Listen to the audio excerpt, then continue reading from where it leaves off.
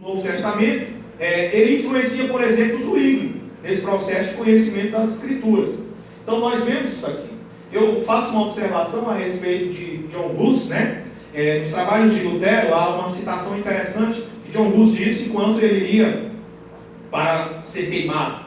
Seria mais ou menos a citação, eu até anotei aqui para não fugir das palavras dele. Ele diz o seguinte aqui. Ele diz que este cisne, porque Hus significa cisne em boêmio, este cisne, vocês, ele diz aqui o seguinte: vocês hoje estão queimando um ganso magro. Hus significa ganso na língua boêmia. Mas dentro de um século encontrar-se-ão com cisne. E este cisne vocês não poderão queimar. E em 100 anos depois, Lutero está fazendo o seu comentário de Romanos. E o próprio Lutero, segundo os trabalhos de Lutero, aí no volume 34, página 103, ele atribui que esta profecia, ou este ato, essas palavras se cumprem na forma como Lutero enfrenta o Vaticano, enfrenta a Inquisição, ali no ano de 1515, 1517. Então, nesse aspecto aí, todos esses grandes homens aí tiveram influência para que a reforma surgisse. Mas, eu considero, como disse, Lutero o pai da reforma. E por quê? Porque Lutero teve um impacto diferente. João Hus foi morto, né? Wycliffe não teve tanta redundância, Savonarola da mesma forma, e tantos outros foram mortos, queimados, impedidos que tivessem abrangência. Mas Lutero não. Ele teve o apoio político, mas também teve a influência teológica forte. E quais foram os principais destaques? Eu uso aqui o que o Paul Tillich fala na história do pensamento cristão, nessas páginas aí citadas, pelo menos 5 razões para Lutero ser considerado o pai da reforma, ou um divisor d'água na sua influência teológica. A primeira delas é que ele rompeu definitivamente com o sistema católico. Claro que não era o objetivo dele, inicialmente. Mas ele conseguiu romper, e detalhe, rompeu e ficou vivo. Né? Porque isso é o grande X da questão. É continuar vivo. Né? Então ali, outros até tentaram, mas não conseguiram. O segundo aspecto é que ele vai trazer uma visão que o afasta não somente do campo político, mas também doutrinário. Ele vai reinterpretar os sacramentos, inclusive observando este conceito católico, por exemplo, como um conceito que não leva à salvação. Então ele vai mostrar o caminho, sola fide, o caminho da salvação pela fé e não mais através dos sacramentos. Você cumprindo os rituais, aqueles 7 sacramentos estabelecidos pela igreja, você é salvo. Não é bem isso que ele faz. Também é introduzido o sistema paulino de justificação pela fé e a condição da depravação total do homem. Com isso, Lutero acreditava voltar aos ensinos do Novo Testamento. O ponto 4 que eu destaco desse rompimento de Lutero definitivo é que ele vai colocar a Bíblia como fonte primária de fé e análise teológica última. Se eu perguntar aos nobres ouvintes se Lutero ele escreveu alguma teologia sistemática, o que vocês acham?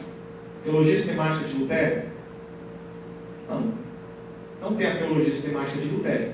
Mas ele vai desenvolver conceitos profundos, que até depois será contestado até pelos seus próprios companheiros, como Filipe Melano, então eles vão ter algumas discordâncias entre sinergismo e monergismo.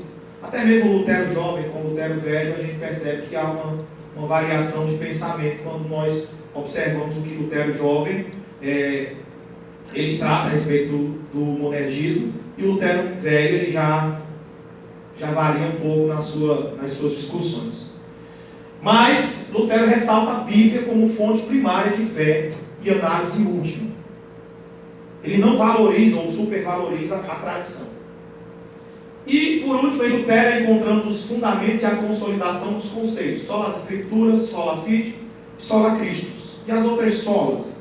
As outras solas são construídas, um construto histórico que nós vamos ver através do Sínodo de Dort, através de outros conceitos que a reforma ela vai construindo aos poucos. Mas, a princípio, eu ressalto, e respeito os nobres palestrantes que virão depois de mim, se discordarem, que Lutero ele enfatiza sola as Escrituras, sola fide e sola Christus. Então, da reforma aos dias atuais, uma evolução ou involução teológica? Encerrando a minha fala, o que é que nós pensamos?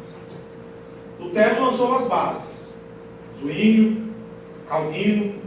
Depois destes, nós podemos, sempre nós falamos dos pais, né? Mas na verdade, por exemplo, Lutero, o verdadeiro pai da doutrina luterana, se assim eu posso dizer, se tiver algum luterano, me perdoe se eu estiver falando alguma bobagem, mas eu vejo como Filipe Melanchthon, né? Que ele vai sistematizar, ele vai estabelecer. Ali Calvino, ele com as suas institutos da religião, mas poucos calvinistas posteriores, eles fortalecem a doutrina, né? Roger Olson os chamam até de escolásticos protestantes, com a forma como eles vão discutir. Mas, então a gente sempre desconsidera, por exemplo, Filipe Melanchthon, a gente desconsidera as contribuições de Beza e de outros posteriores. Mas, a princípio, nós falamos de Calvino, Zwinglio e o próprio Lutero. Mas existem outros reformadores nesse conceito. A minha pergunta é: evolução ou involução teológica? Bem, como eu já disse, eu não considero o trabalho de Lutero único nem definitivo. Não é único porque outros já pensaram igual ele,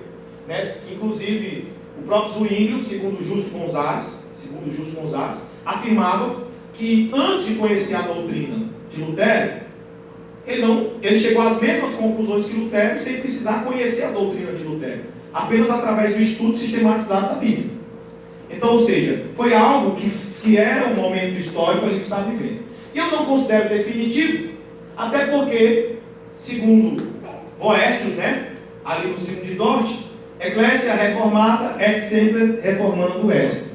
Claro que até o Augusto Nicodemos ele considera que este conceito de igreja reformada sempre reformando não se refere a mudanças contínuas. Augusto Nicodemos fala isso no artigo de 2006. Mas a gente percebe claramente que há uma evolução, que há uma continuidade desta reforma, e não somente de uma reforma, mas de uma modificação doutrinária. Exemplo disso eu acabei de citar, dentro do próprio luteranismo. O que Lutero disse, Melanchthon não disse com as mesmas faculdades. E no século XVII, nós vamos ver fomentar disputas, principalmente entre monergistas e sinergistas, entre o que Armínio deixou, e Armínio, eu diria que ele era um calvinista de primeira, mas ele apenas tentou reformar o que muitas coisas ele não concordava dentro daquela perspectiva. E às vezes a gente coloca tão distante, mas eles eram ali da mesma linha, seguiam o mesmo limite. E ele não teve tempo para desenvolver a sua teologia, porque morreu jovem. Então nós vemos essas disputas, e depois vai gerar todos os conflitos ideológicos, mas os remonstrantes ali dentro da Holanda terão força teológica, que inclusive vão chegar a tempos posteriores. Então acredito que a reforma está sempre em evolução, em alguns casos em involução. 8 motivos para isso, e aqui eu fecho, podem ficar tranquilos, se eu passar só 2 minutinhos. Primeiro, que a interpretação livre das Escrituras permite isso, permite uma variada mudança de interpretação, ou seja, você pode pensar uma coisa e outro grupo pode. Talvez por isso é importante nós termos concílios, termos ideias que estabeleçam uma linha que a igreja deve seguir. Como eu falei a princípio, sou assembleiano, e depois de 100 anos a Assembleia de Deus resolveu estabelecer uma declaração de fé com aquilo, não inovou nada, só pegou aquilo que era de senso comum desde a sua fundação e colocou no papel. Para quê? Para que não houvesse uma mudança doutrinária, para que, se Jesus não voltar, já que nós acreditamos na iminência, alguns talvez não, mas se Jesus não voltar em breve, daqui a pouco tempo, né? Daqui a 100 anos a Assembleia de Deus tem uma doutrina fixa, porque senão vai se esvaziar. Fechando aqui a reforma da ortodoxia para uma teologia espiritual, nós vamos ver isso a partir do século XVII, tá? Essa ortodoxia ela vai ficando seca. Mudanças na teologia de missões, principalmente com os pietistas alemães, com Zinzendorf. Ali, a partir dali, vai sair do foco somente da mente, vai começar do coração, e o pietismo, inclusive, o Roger Olson, ele diz que o pietismo é pai, ainda que distante, de alguns movimentos de reavivamentos, por assim dizer, do século XX, como as igrejas de santidade, e o próprio movimento pentecostal seria seria a ala radical do pietismo. Essas são as palavras usadas por Roger Olson. Também a teologia católica é afetada com o Concílio de Trento, valorização da educação, e isso vai permitir que uma multiplicidade de pensamentos surja, que a teologia da reforma continue evoluindo. O iluminismo influencia negativamente aos meus olhos. Negativamente por quê? Porque o humanismo ele vai entrar com vigor, o naturalismo, e aí a religião, o deísmo e outras crenças vão se estabelecer. E a partir de Schleiermacher e de outros pensadores vai entrar a teologia liberal, apresentando novos caminhos para a teologia e sua relação com o homem. E o fator da involução, eu diria que nós estamos vendo isso. A teologia liberal ela foi uma involução? Sim, porque ela desacralizou o que é sagrado. Mas as últimas teologias que nós temos visto se desenvolver, principalmente teologia da prosperidade, com seus tentáculos variados, podemos dizer que é uma involução teológica. Nós estamos retrocedendo para a Idade Média.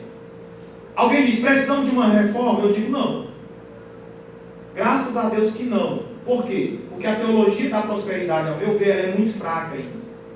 Ela não tem a influência política e estrutural que necessitou nos dias de Lutero. O que precisa são de ajustes doutrinários e que os cristãos se estabeleçam na sua fé e na fé nas Escrituras. A reforma, por conta da teologia da prosperidade, creio que não. Como já disse, não vejo ela com força política, com força institucional e nem com força doutrinária para influenciar o mundo, como aconteceu nos dias de Lutero. Mas acredito que há de se repensar os caminhos que a teologia tem dado.